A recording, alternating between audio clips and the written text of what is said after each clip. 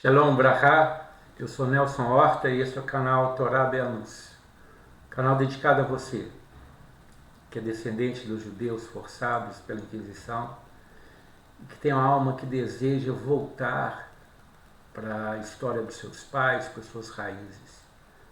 Mas também para você que deseja conhecer a Torá, que deseja conhecer os mandamentos de Deus de uma forma mais profunda e acessível. É um canal de leigo para leigo, crescendo junto e sempre. E que Deus nos abençoe.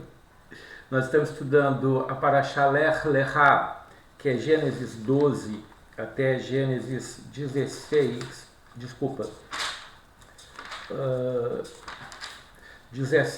no versículo 27. E a Haftará, ou seja, o estudo complementar, a leitura complementar, é Isaías 40, 27 até 41, 16. Que o Eterno possa nos ensinar verdadeiramente o que esse é homem. A Parashá de hoje ela é dedicada mais aos homens, mas você que é mulher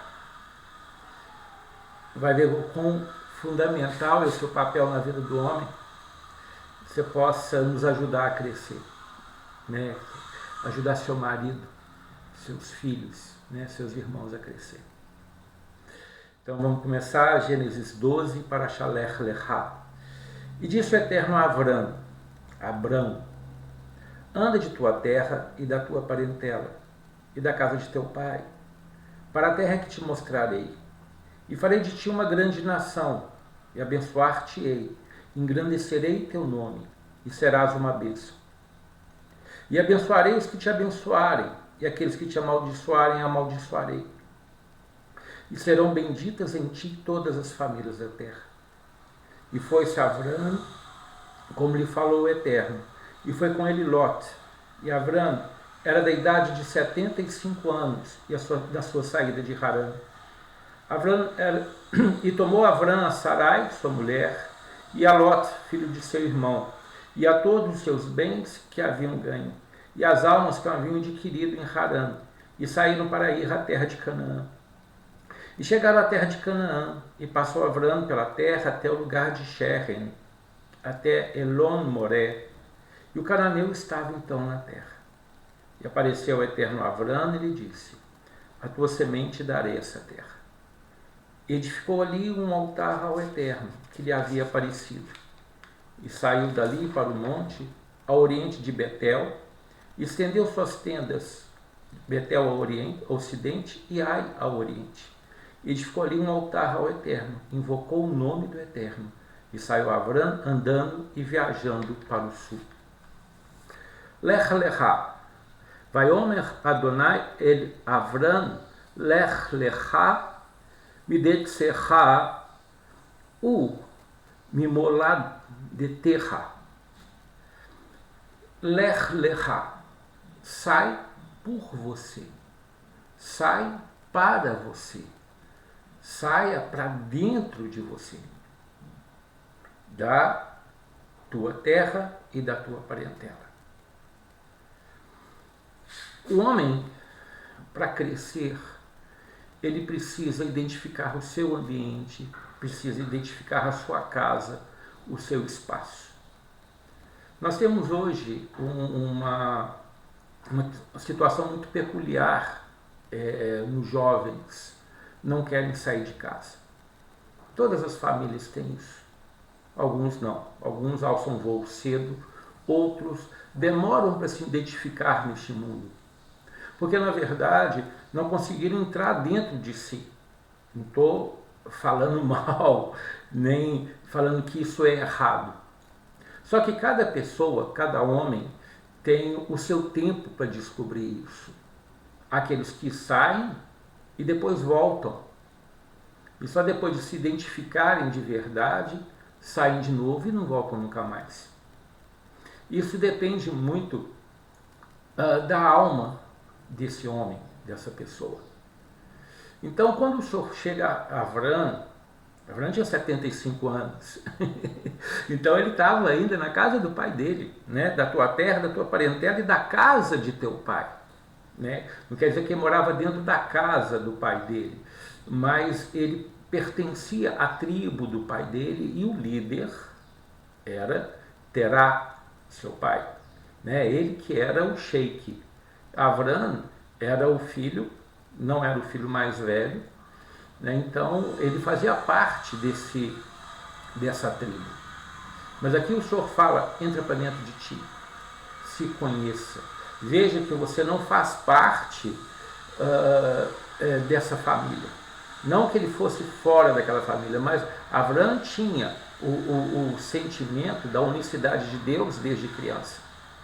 Há uma história, né, que a gente chama de Midrash, né, um conto, né, que muitas vezes o Midrash é verdadeiro, muitas vezes ele é educacional. Mas que conta que Avram era criança e o pai, Haran, era mais ou menos como aquela cidade em São Paulo, perto da Basílica da Santa Aparecida, né, onde você tem um comércio de santos muito grande. Era igualzinho aquilo. E o pai dele era um fabricante de ídolos, né, fabricante de estátuas de adoração, porque ali era um ponto comercial de todo o Oriente.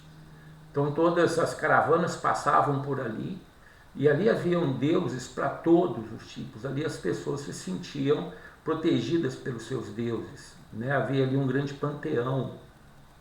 Então as pessoas passavam ali para rezar, para ir de um ponto para o outro, e um lugar de grande comércio, um dos pontos centrais do mundo antigo. E o pai de Avram, Terá, ele era um desses comerciantes e fabricantes. Né? Então ele teve que viajar e falou para Avram, criança menos de 10 anos, filho, toma conta disso aqui para mim, tá? Enquanto eu viajo, teve que fazer, não sei porquê. E Avram já tinha essa consciência, e todo mundo que vinha para poder comprar a imagem, ele falava, por que você vai comprar essa imagem? Aí a pessoa falava, não, porque ele é meu Deus, e é o que eu peço para ele, ou é minha deusa, e ela me atende, ou eu busco que ela me atenda. Aí Avram fala, olha para ele, ele fala. Não, mas eu sinto, aí ele escuta. Não, ele anda. Não, como é que você vai pedir por um negócio de pedra? Porque eu vi meu pai fazer isso aqui semana passada. Como é que é seu Deus, ele te ajuda? E as pessoas ficavam confusas e não compravam nada. E passou o dia todo e, lógico, que não vendeu nenhuma estátua. Né? E chegou um momento em que Avram olhou para aquilo tudo e quebrou todas as estátuas. Quebrou tudo. E deixou só uma grande quebra, uma estátua que tinha um machado na mão. Eu estou contando a história segundo eu conheço, porque ela tem várias versões. Né? Isso é para ilustrar. E ficou aquela imagem, né, com aquele ser com um machado na mão. Quando o pai chegou, achou tudo isso. O que aconteceu aqui? Falei, pai, foi aqui uma confusão. Uma estátua começou a falar com a outra que sabia mais, que ela que fazia as coisas, e começaram a discutir, e aí chegou esse grandão aí com o machado na mão, falou que ele que era Deus, que ele que fazia tudo e que não tinha conversa nenhuma, e quebrou todo mundo. Aí Terá olhou para ele e falou, você está gozando com a minha cara, né, meu filho? Eu falei, não, pai. Onde é que já se viu, meu filho? O negócio é estátua, não fala, não cheira. Eu falei, oi, pai. Então é isso mesmo. Porque o pessoal veio cá e eu falava isso mesmo, ninguém aceitava, eu mostrei um negócio errado. E quebrou aquela também. Né? E diz o Midrash que aquilo ficou conhecido, que o rei, na época, era aquele rei que era chamado de grande caçador, né? Daqui a pouco eu lembro o nome dele. E pegou Avram e falou que ele tinha que confessar que os deuses eram verdadeiros e tudo, e Avram falou que não, que ele não sabia porquê, mas que os deuses não eram verdadeiros, o negócio todo, que só podia existir um Deus, que ele não conhecia, mas sabia que existia. Né? O rei era Nimrod. Então Nimrod mandou jogar ele num óleo quente, e Avram caiu no óleo quente e nada aconteceu com ele. E veio um grande temor sobre a terra naquele momento. E a partir dali Avram foi respeitado e os próximos 65 anos ainda viveu no meio daquele povo, mas as pessoas não se transformavam. Ele era uma referência para todo mundo, mas ninguém se transformava. Então Avram, com 75 anos, já quando com experiência e vivência de um sheik de verdade, de um líder de verdade, o Eterno fala com ele. É o primeiro momento que Deus fala, que Hashem fala com Avram, e fala claro, Lech Lecha, entra para dentro de ti. Ou seja, entra para dentro de ti e se proteja, se conheça. Ou comece a se conhecer. E sai fora do meio que você vive, que te influencia, que não deixa você crescer, que te deixa estagnado, que te deixa preso, que impossibilita que você exerça a sua verdadeira função, o seu verdadeiro chamado, que exerça a sua força de verdade. Confia. Então, uma coisa que é muito importante para nós, o primeiro passo para falar para você, homem, hoje, é confiar em si e confiar na existência desse Deus. Se Ele nos fez, se Ele nos chamou e mostra sua força através desses escritos, é porque Ele existe. E se Ele existe, é nele que devemos confiar. A nossa esperança tem que ser neles, mas não uma esperança da boca para fora. Uma esperança de atitude. Que muitos têm esperança, mas esperam as coisas acontecer. E não é assim. A fé é demonstrada em hebraico como emuná, mas sem confiança, bitachon, emuná não existe. Ela é fraca. Né? Há uma discussão na escritura cristã entre Jacó, né, que é traduzido por Tiago, né, se diz Jacó irmão, o próprio irmão de Jesus, ele falando, me mostra sua fé sem obras, que eu vou te mostrar minha fé através das minhas obras. Para mim é o livro da escritura cristã, né, do chamado Novo Testamento, para mim mais intocável.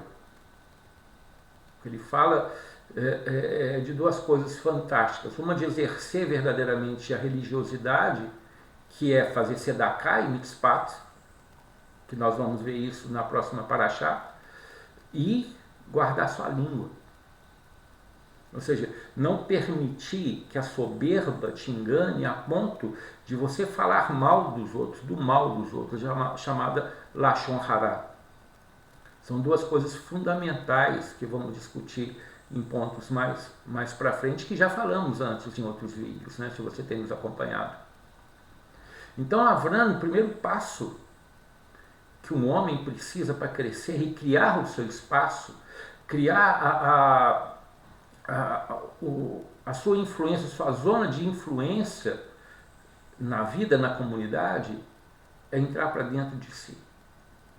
Sair por ele. E criar, e muitas vezes isso acontece nas nossas vidas aos 20 anos de idade. Né? Porque houve um tempo, na minha geração, nós como tínhamos 20 e poucos anos, eu tenho 60 hoje, né? Havia uma ansiedade muito grande da gente sair de casa, de ir morar sozinho ou com amigos, de fazer alguma coisa. Hoje não, há uma acomodação. Mas isso faz parte da evolução da sociedade, não vamos chamar nem evolução, do ciclo que a sociedade passa. Né? Uma hora de um lado, outra hora do outro, depois volta para aquilo. Então, o que é fundamental que a gente olhe para dentro de nós mesmos e conseguimos nos achar.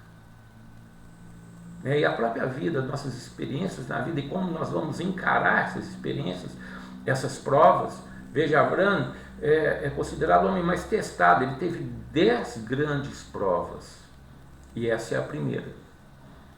Sai da sua zona de conforto, sai da sua zona de acomodação e vai para um lugar que eu vou te mostrar. Né? Como ele fala aqui. Para a terra que te mostrarei. Ele falou, ainda vai te mostrar. Eu vou te mostrar a terra. Sai, confia. Vem comigo. E ele começa a andar. E o que é interessante é que o Senhor começa a colocar pontos que são muito, que serão referência mais tarde na vida da sua descendência, como Sherem, que é o lugar onde Raquel vai quase ganhar Benjamim, que é onde Levi e Shimon matam todos os homens da tribo de Sherem, e coloca também a sua tenda entre dois lugares. Um lugar que nem tinha esse nome ainda, que era Betel. Betel era a cidade de luz, né, de Or. E Ai, que é dos lugares onde as tribos, já andando no deserto, vão lutar. Vão lutar para poder conquistar aquele lugar. Né?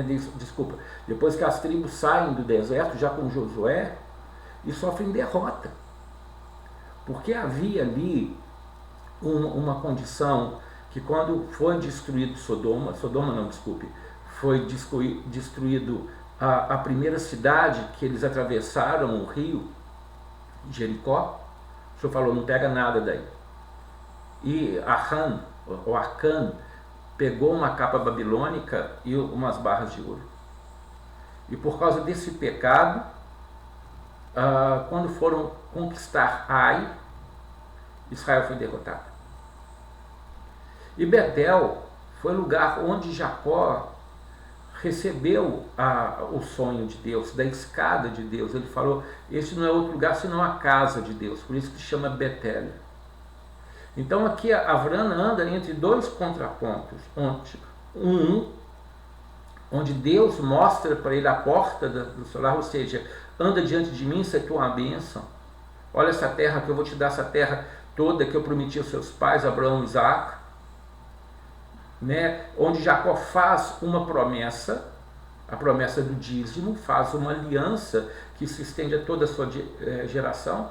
E outro lugar onde Israel foi derrotado por desobediência de um mandamento. Ou seja, de um mandamento de santidade, ou seja, para dar cobiça. Então, já no primeiro saída de Abraão, onde ele estende a sua tenda, em primeiro lugar, onde faz um altar, está entre a promessa, a aliança e o perigo da cobiça. Então, mostra que a cobiça pode invalidar uma parte da aliança de Deus. A aliança não pode ser quebrada, nunca vai ser quebrada. Né? Ao contrário que muitos teólogos tentam colocar dentro da teologia da substituição, mas a aliança do Senhor nunca vai ser quebrada. Né? Ele fala que a aliança que foi quebrada por Israel, o Senhor a renova a escrevendo dentro do nosso coração. Essa é a nova aliança que ele fala. Mas isso é um assunto para outro momento.